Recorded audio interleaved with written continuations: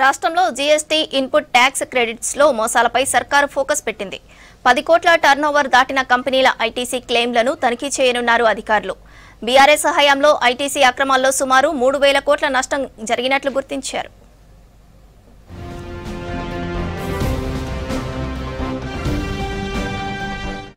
రాష్ట్రంలో GST input tax credit పేరుతో జరుగుతున్న అక్రమాలతో సర్కారు ఆదాయానికి గండిపడుతుంది. ఫేక్ ఐటీసీలతో ప్రభుత్వానికి గతేడాది 710 కోట్లకు పైగా నష్టం జరిగినట్లు తెలుస్తోంది. అక్రమాల్లో గుర్తించిందే ఇంత ఉంటే పట్టుబడకుండా జరుగుతున్న వాటిల్లో ఇంతకు డబుల్ ట్రిపుల్ ఉంటుందని అధికారులు అంచనా వేస్తున్నారు. గత బీఆర్ఎస్ హయాంలో స్క్రూటీనీ మాడ్యూల్లో జరిగిన ఐటీసీ అక్రమాలతో 3,000 కోట్లకు పైగా నష్టం జరిగినట్లు నిర్ధారించారు. దీనికి సంబంధించిన ఫైనల్ రిపోర్టును త్వరలోనే ప్రభుత్వానికి ఇవ్వనున్నట్టు తెలిసింది. రాష్ట్రంలో ఏటా యావరేజ్గా 6,000 కోట్ల నుంచి 7,000 కోట్ల వరకు జీఎస్టీ ఐటీసీ చెల్లింపులు జరుగుతున్నట్టు తెలుస్తోంది. అయితే ఇందులో చాలా వరకు నకిలీ ఐటీసీలు ఉంటున్నాయి. ఈ దందాను అరికట్టేందుకు జీఎస్టీ అధికారులు కఠిన చర్యలు చేపడుతున్నారు.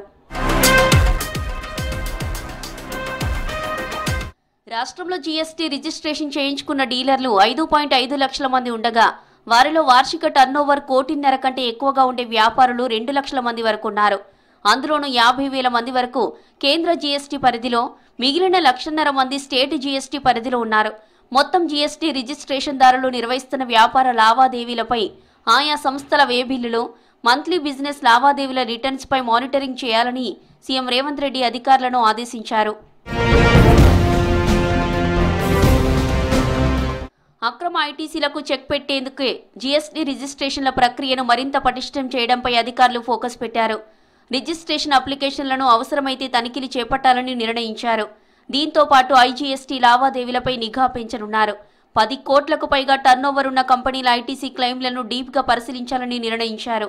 ఈ కంపెనీలు అనుమానాస్పదంగా భారీ మొత్తంలో ఐటీసీ క్లెయిమ్ చేసినప్పుడు దానికి సంబంధించిన బిల్లులు, లావాదేవీలను నిర్ధారించడానికి తనిఖీలు చేపట్టనున్నారు.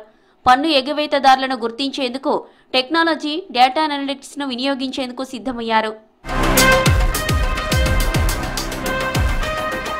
హైదరాబాద్లోని ఓ కంపెనీ ఎలాంటి ముడిసరుకు కొనుగోలు చేయకుండానే 25 కోట్ల ఐటీసీ క్లెయిమ్ చేసినట్టు ఇదివరకే అధికారులు గుర్తించారు.